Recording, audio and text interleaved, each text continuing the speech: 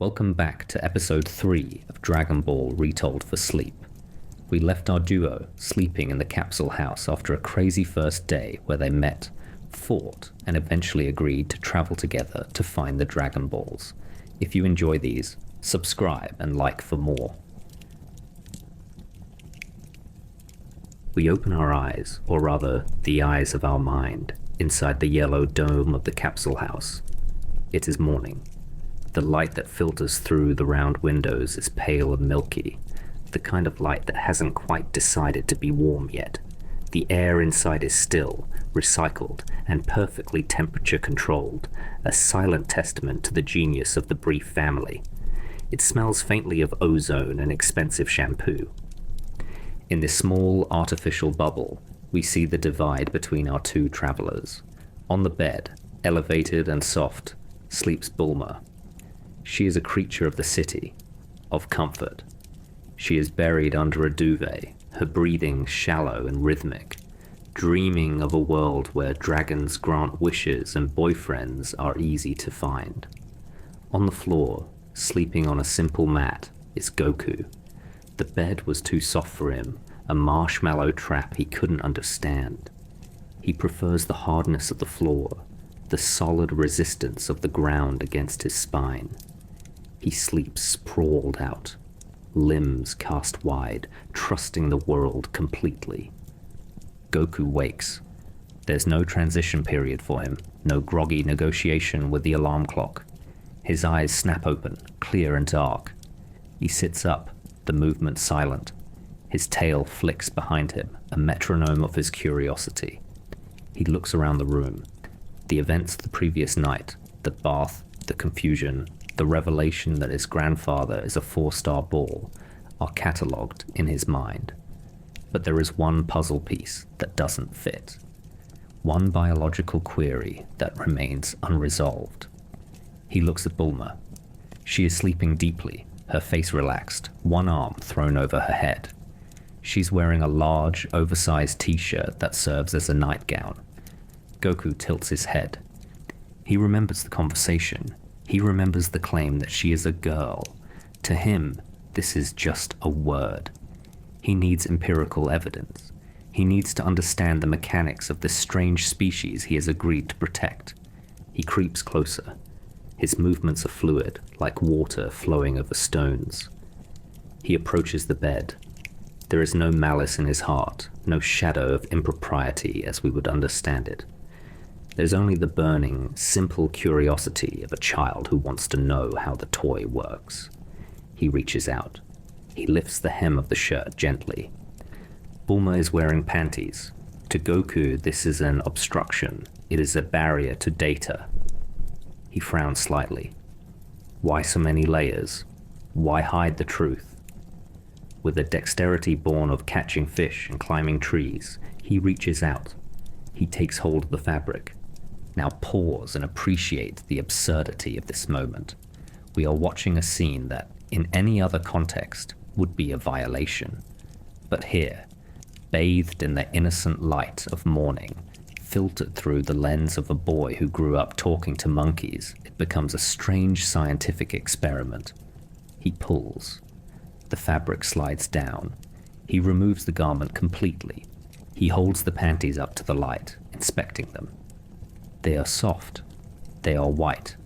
They are utterly confusing to him. He sniffs them, perhaps expecting them to smell like food. They do not. He loses interest instantly. He tosses them aside, the fabric fluttering through the air to land softly on the floor, a discarded wrapper. He looks at Bulma. He nods. The data is collected. The hypothesis is confirmed. She is indeed different. There is a lack of something there, a smoothness that baffles him. Satisfied, he turns away. The investigation is closed. Bulma stirs. The sunlight hits her face. She stretches, a long, feline movement that arches her back. She yawns, a sound of pure contentment. She sits up, rubbing her eyes, blinking against the brightness. She feels refreshed. She feels ready to conquer the world. She has absolutely no idea that she's now sitting there, completely exposed from the waist down. She looks at Goku, who is doing calisthenics by the window. "You're up early," she grumbles, her voice thick with sleep. She adopts the tone of a nagging older sister, scolding him for his energy, for his wildness. She lectures him about manners, about the proper time to wake up. She stands up, smoothing her shirt down, walking with the unearned confidence of someone who believes they are fully dressed. The dramatic irony hangs in the room, thick and heavy. We know.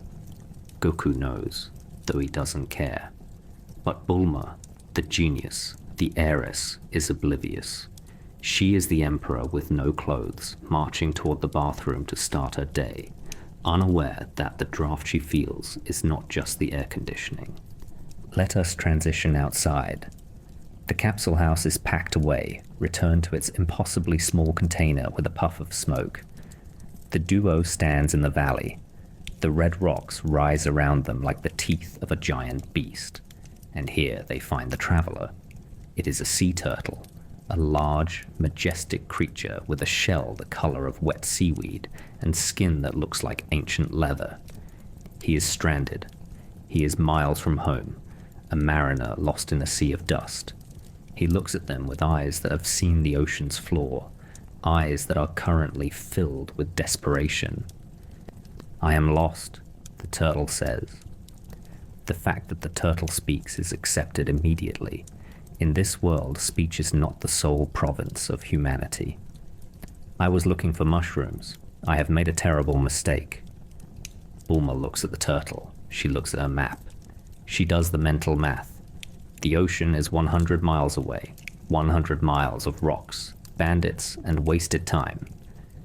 She shakes her head. Her motivation is singular. The Dragon Balls. Anything that does not lead to a ball is a distraction. "No," she says. "We can't help you. We're busy." She is cold. She is pragmatic. She turns to leave. But Goku does not turn. He looks at the turtle. He sees the dry skin. He hears the raspy breath. Goku does not know geography.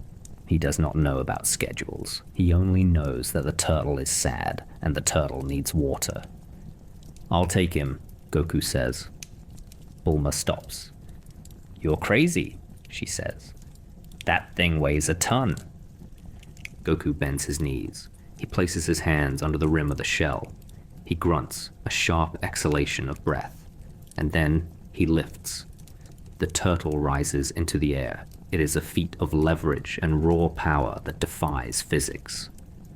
Goku balances the massive reptile on his back, his small hands gripping the shell. He looks like an ant carrying a crumb, except the crumb is a 300-pound sentient turtle. "Let's go," Goku says to the turtle.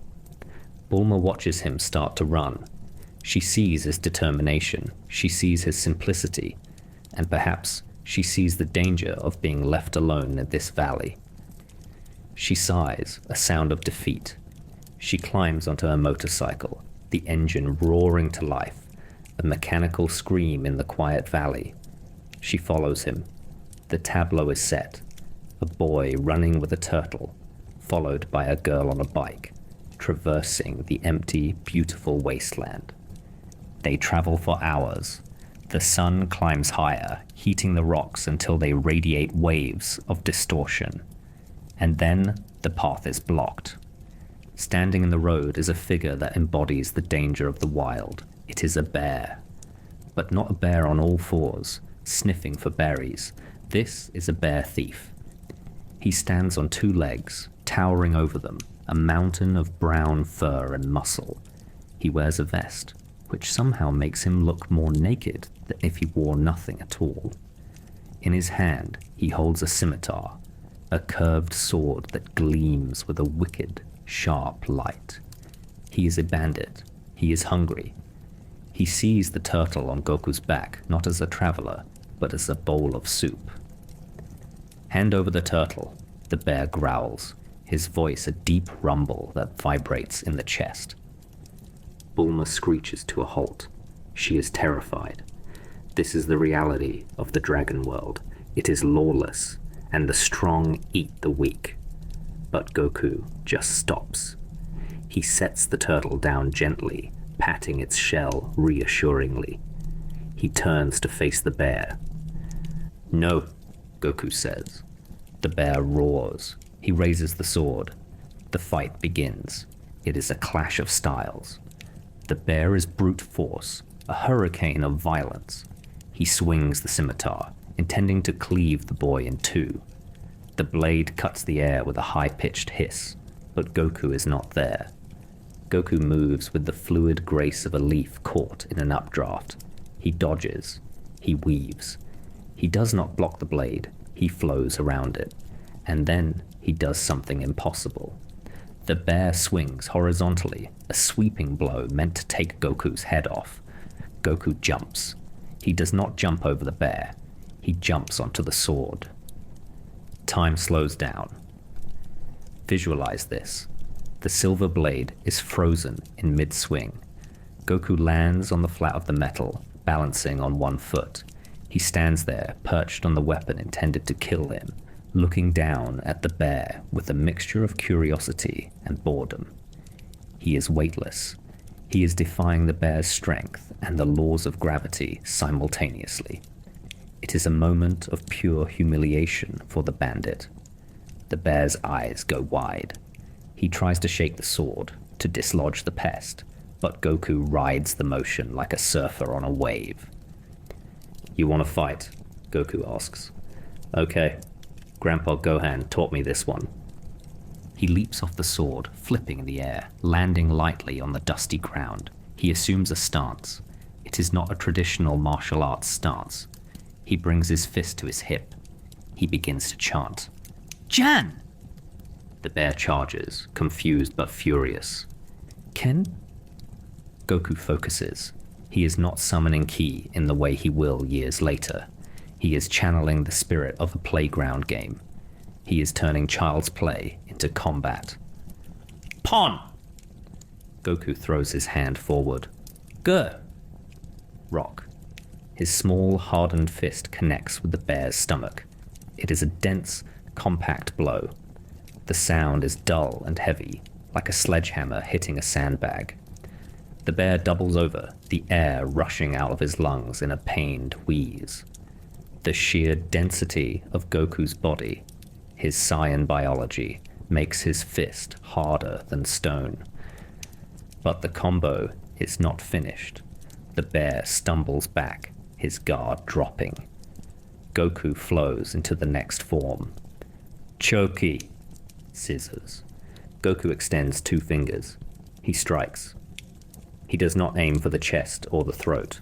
He aims for the eyes. It is a dirty move, a pragmatic move. His fingers poke the bear's eyes with stinging precision. The bear howls, clutching his face, blinded by tears and pain. It is a moment of slapstick brutality, the kind of violence that makes you wince and laugh at the same time. The great predator is reduced to a whimpering mess by a technique used to settle arguments over candy. And finally, the finisher. The bear is reeling, blind and breathless. Goku opens his hand. Paw! Paper. He delivers an open palm strike. He puts his whole body into it, pivoting his hips, driving his palm into the bear's snout. The force is explosive. It is not a push. It is a concussion. The bear is lifted off his feet.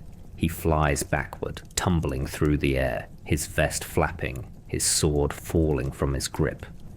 He crashes into a pile of boulders with a bone-shaking thud. Dust billows up, creating a shroud over the defeated bandit. Silence returns to the road. The bear does not move. He is out cold, dreaming of easier prey. Goku shakes his hand out as if he touched something icky. He turns back to the turtle. "You okay?" he asks, his voice returning to its normal, cheerful pitch. The violence has passed through him like rain through a screen door, leaving no trace.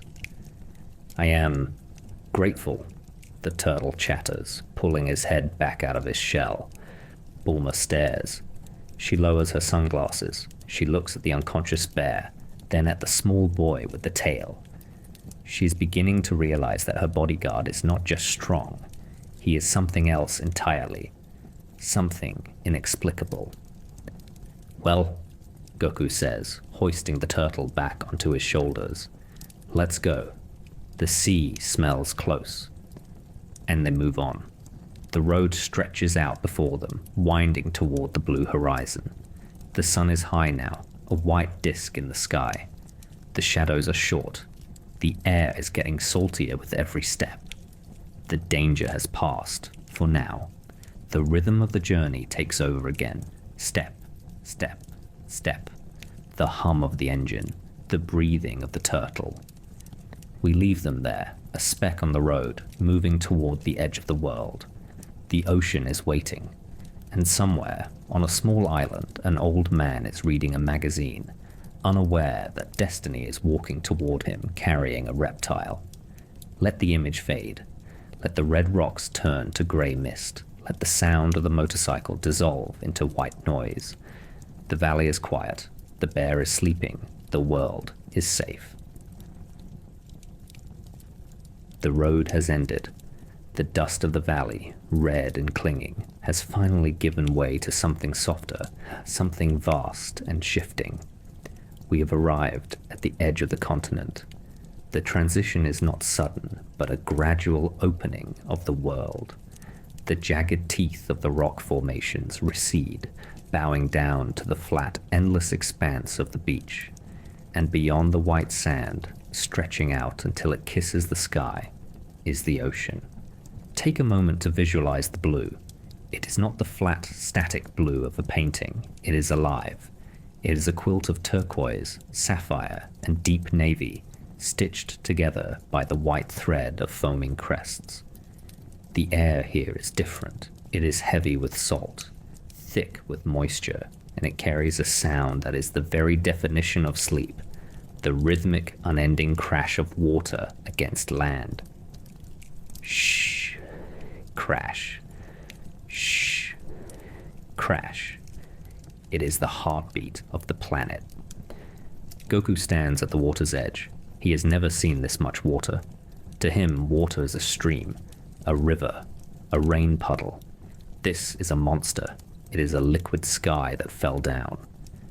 The turtle, still perched on the boy's back, sighs. It is a sound of profound relief, a vibration that travels through his shell and into Goku's spine. Goku kneels, the sand gritty and cool against his knees, and tilts his body. The turtle slides off.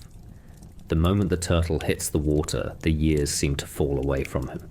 On land, he was a clumsy, heavy thing, fighting gravity with every step.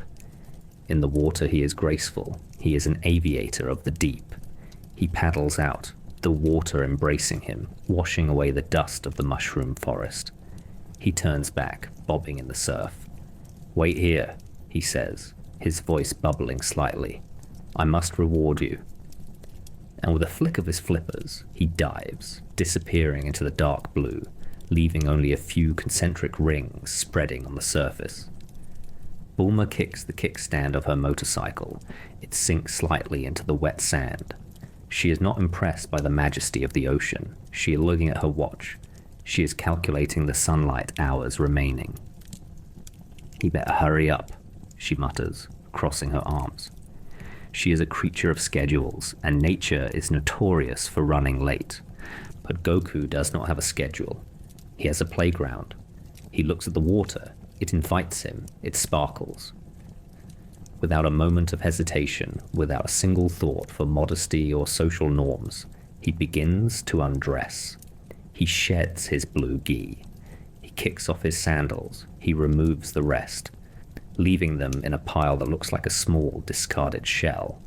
He stands there in the sunlight, completely unencumbered by clothing, a child of the wild returning to the elements. He runs. He splashes into the surf, his legs churning the water into white foam. He laughs, a sound that competes with the gulls wheeling overhead. He dives under, eyes open, watching the small fish dart away in silver flashes. He surfaces, hair plastered to his face, and decides to taste this giant soup. He cups his hands, bringing a generous amount of the Pacific Ocean to his lips, expecting it to be sweet, or perhaps savory, like a broth. He drinks. His reaction is immediate and visceral. He spits, his tongue recoiling in horror. It is salt. Pure, concentrated salt. He hacks and coughs, wiping his mouth, betrayed by the water. "It's salty!" he screams at the horizon. "It's terrible!" He cannot understand why there is so much water if you can't drink any of it. It seems like a waste. But he forgives the ocean quickly. He resumes his splashing, trying to catch fish with his bare hands, slipping and sliding, a small, naked dynamo of energy against the backdrop of infinity. Time passes. It passes slowly. The sun moves a few degrees across the sky. The shadows on the sand lengthen just a fraction. Bulma paces. She draws lines in the sand with her boot and then kicks sand over them. She sits on a piece of driftwood, resting her chin in her hands, watching the horizon with the intense glare of someone waiting for a bus that is 3 hours late. And then, a speck. Far out, where the water meets the sky, something breaks the surface. It is the turtle. He is swimming back, his head held high. But he is not alone. Riding on his shell, sitting cross-legged with the stability of a statue, is a man. As they get closer, the details resolve. The man is old. He is bald, his head shining in the sun like a polished stone. He has a thick white beard that hangs down to his chest. He wears a bright orange shirt with flowery patterns, a shirt that screams vacation, and shorts. On his back, mirroring his mount, is a large turtle shell. He wears sunglasses with red frames, hiding his eyes completely. In one hand, he holds a wooden staff. This is the legend. This is the Master of Masters. This is the Turtle Hermit, Master Roshi. He does not look like a warrior. He looks like a man who has spent the last 40 years napping on a beach and reading magazines. He looks frail, his limbs thin and knobby. When the turtle reaches the shallows, the old man hops off. He lands in the sand with a soft thump. He adjusts his sunglasses. He leans on his cane. "I am the Turtle Hermit," he announces. His voice is cracked and reedy, like old parchment rustling. Bulma looks at him. She looks at his shirt. She looks at the turtle shell. She is expecting a wizard, a warrior, a demigod. She gets a geriatric beach bum. "This is him?" she asks, her skepticism dripping like the ocean water off the turtle's shell. Roshi ignores her tone. He is looking at Goku. He is looking at the boy who saved his friend. "You saved the turtle," Roshi says. "That was good." He wants to offer a reward. He rummages around in his pockets, if he had them, or perhaps in the folds of his mind. He decides on something special. He decides to summon a legend. "I will give you the Flying Nimbus," he declares. The name hangs in the air. Kinto-Un. Bulma raises an eyebrow. Goku tilts his head. Roshi walks to the water's edge. He raises his staff. He begins to chant. It is not a solemn Latin incantation. It is a strange, rhythmic summoning, a call to the spirits of the air. He waves the staff. He does a little dance, shuffling his feet in the sand. And then he points to the sky. Nothing happens. A seagull cries. "Wait for it," Roshi mutters. And then we see it. High above, a small patch of the sky seems to detach itself. A yellow swirl, bright as a dandelion, soft as spun sugar, descends. It spirals down, defying wind and physics, floating gently until it hovers just a few feet off the ground in front of the old man. It is the Flying Nimbus. It looks like a piece of a sunset that has been torn off and given form. It hums with a faint, magical energy. It looks incredibly, comfortable. This, Roshi explains, tapping the cloud with his cane, is a magic cloud. It can fly faster than any jet. It can take you anywhere. Goku's eyes are wide. He reaches out to touch it. It feels like mist, but solid, like dense steam. But, Roshi adds, raising a finger, there is a catch. Not just anyone can ride the Nimbus. You must be pure of heart. If you have evil thoughts, if you are greedy or selfish, you will fall right through. Roshi decides to demonstrate. He straightens his back. He adjusts his shell. He wants to impress the girl. He steps onto the cloud with the confidence of a man who was once a legend. "Watch this," he says. He steps up.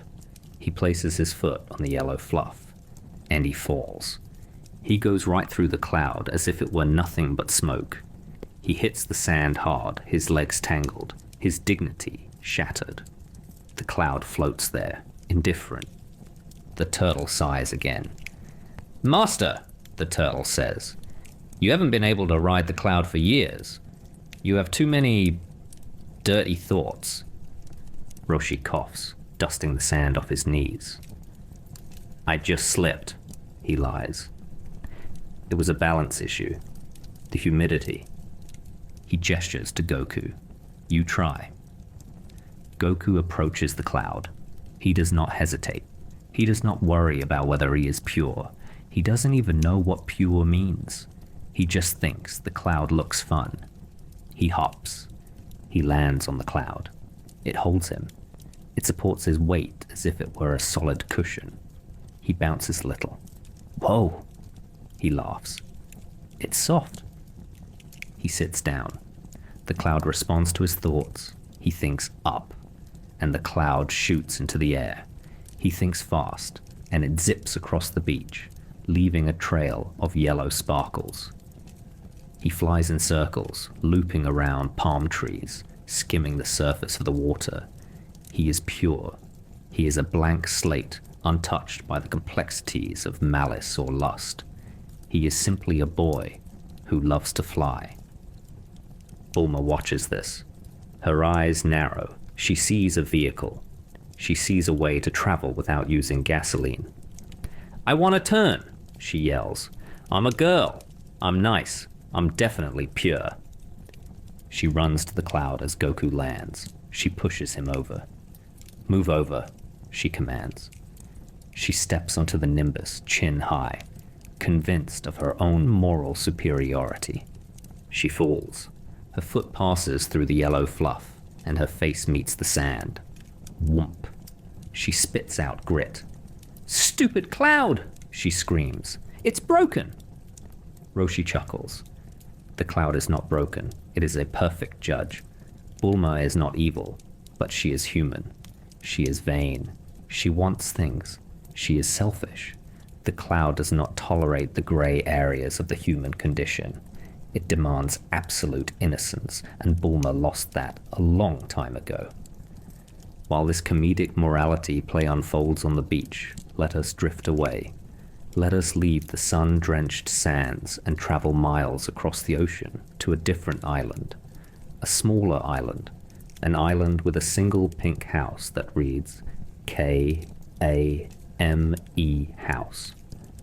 The house is quiet. The shutters are open. But the tranquility is about to be disturbed.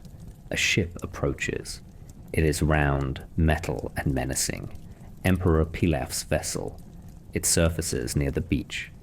The hatch opens, and a small rubber raft is deployed. Pilaf, Shu, and Mai are on a mission. The Dragon Radar has led them here.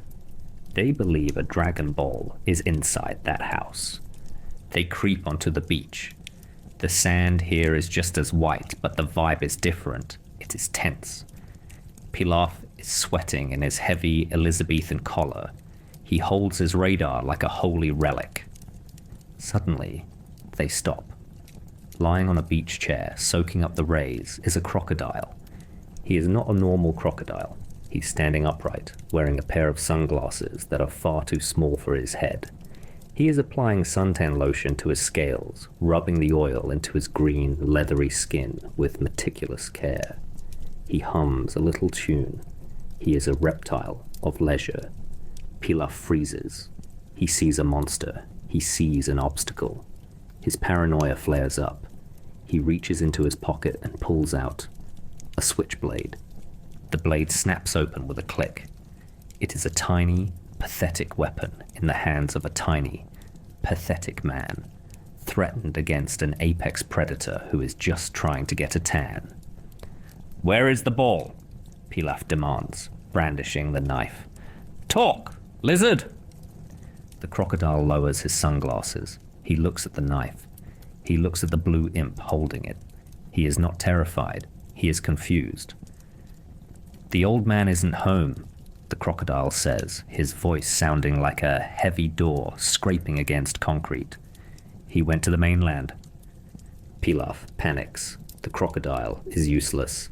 He signals his minions. "To the house!" he shrieks. They run to the pink house. The door is locked. Pilaf produces a set of lockpicking tools. He is sweating profusely, his tongue sticking out in concentration as he tries to manipulate the tumblers. He is the master of infiltration. He is a genius of crime. "Sire," Mai says, her voice flat. "Quiet! I almost have it." Pilaf snaps, jiggling the pick. "Sire," Mai says again, pointing. "The window is open."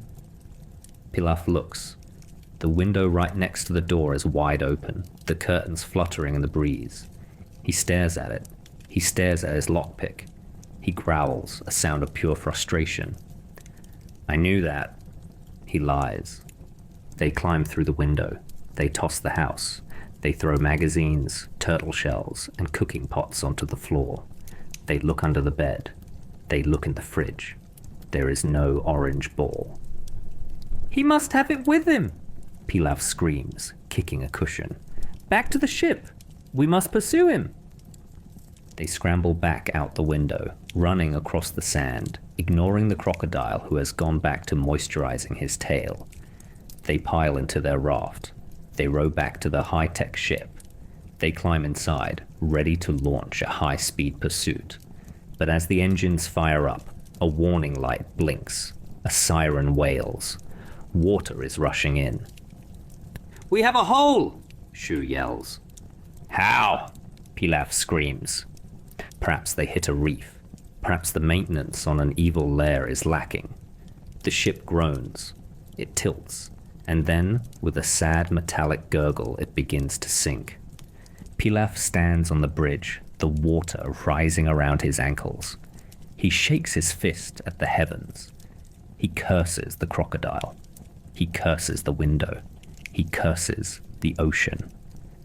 And as the ship disappears beneath the waves, leaving only bubbles and a very wet, very angry emperor bobbing in the water, we pull back. We leave the chaos of the failed raid. We drift back across the water, back to the mainland, where a boy is flying on a cloud, screaming with joy, while an old man and a teenage girl watch from the sand, grounded by the weight of their own humanity. The sun is warm, the cloud is soft, and the world is just beginning to open up.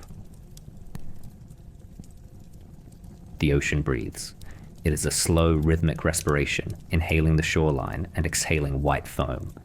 The sun is suspended directly overhead, a burning coin in a sky of aggressive blue. On the beach, the heat rises in shimmering waves, distorting the air so that the horizon looks like a watercolor painting left out in the rain. It is quiet here, save for the cry of the gulls and the gentle hum of the Flying Nimbus, which floats near Goku like a loyal golden dog. We find our trio in a moment of stillness. The excitement of flight has settled. The adrenaline has ebbed away, replaced by the sticky, humid reality of a tropical beach at noon. Master Roshi, the legendary Turtle Hermit, stands leaning on his cane, his chest heaving slightly from the exertion of existing in this heat.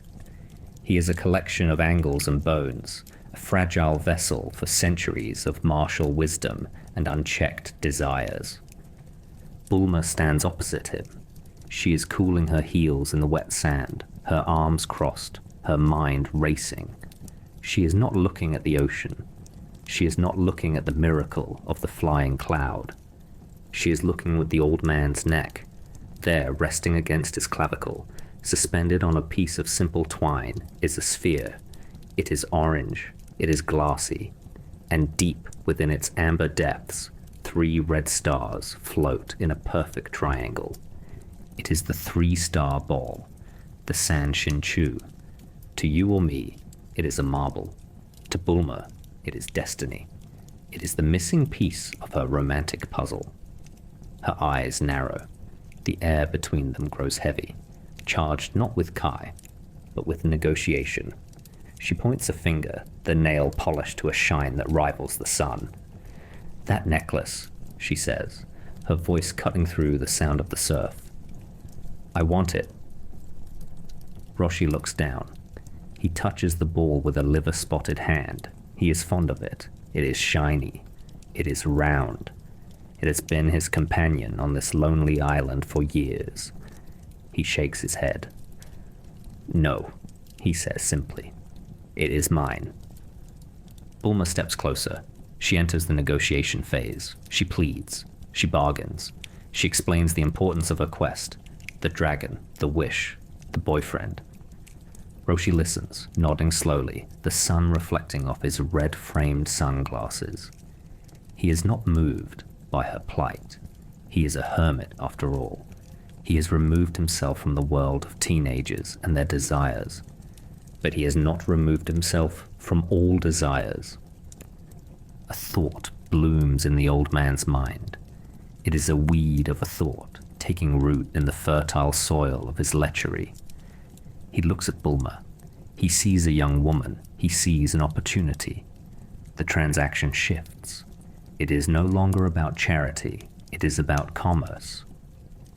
"I will give you the ball," Roshi says, a sly grin cracking his bearded face, revealing a gap-toothed smile. "But you must give me something in return." Bulma blinks. "Money?" she asks. "I'm rich. I can write you a check." Roshi waves his hand. Money is useless to a man who lives with the turtle. "No money," he croaks. He leans in, the wood of his cane creaking under the shift in weight. "I want to see." He pauses for effect. The seagulls fall silent. The waves seem to hold their breath. "Your panties." Let us pause here. Let the absurdity of the request wash over you like a warm tide. We are witnessing a legendary martial arts master, a man who can catch bullets with his hands, bartering a magical artifact capable of altering reality for a glimpse of cotton underwear. It is a moment that defies logic. It is the intersection of high fantasy and low comedy. Bulma recoils. Her initial reaction is disgust. Her face scrunches up. "You dirty old man," she yells. She turns away huffing, kicking sand at an innocent crab. But then, the gears of her mind begin to turn. She pauses. She looks at the Dragon Ball around his neck. She looks at the radar in her pocket. She does the math. 1 flash. 1 second of embarrassment. And in exchange, she gets 1 step closer to her perfect life. It is a trade. It is a business decision. And besides, she thinks, she's wearing her favorite pair. They are clean. They are cute. What is the harm? She smiles to herself, a smile that is sharp and calculating. She thinks she is the predator here, outsmarting the senile prey. She thinks she holds all the cards. "Fine," she says, turning back to him with a confident flip of her turquoise hair. "But just for a second, and then you give me the ball." Roshi nods vigorously, his head bobbing like a dashboard ornament. He adjusts his sunglasses. He cleans the lenses on his shirt. He prepares himself. He is vibrating with anticipation. The stage is set. The actors are in place. The tragedy, or perhaps the comedy, is about to unfold. Bulma grips the hem of her oversized t-shirt. She stands tall. She is proud. She is ready to dazzle. What she does not know, what the audience knows, what Goku knows, and what the universe has conspired to ensure, is that she is not wearing what she thinks she is wearing. The events of the morning, the investigation by the innocent Goku, have left her unequipped for this transaction. But ignorance is bliss, and Bulma is in a state of ecstatic ignorance. She counts to 3.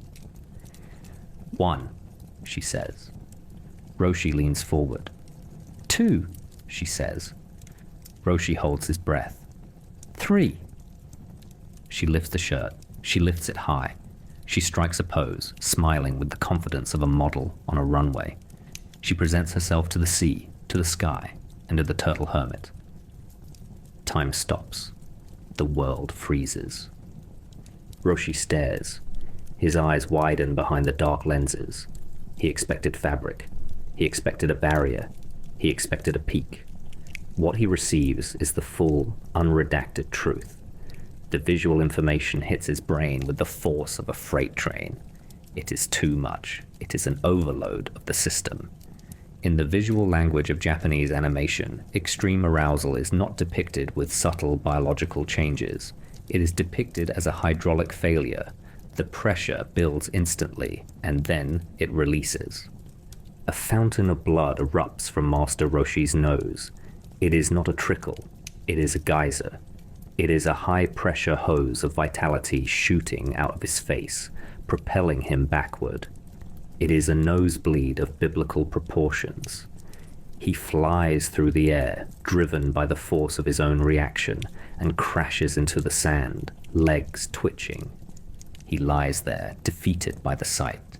He is catatonic. He has seen the face of God, and it was not what he expected.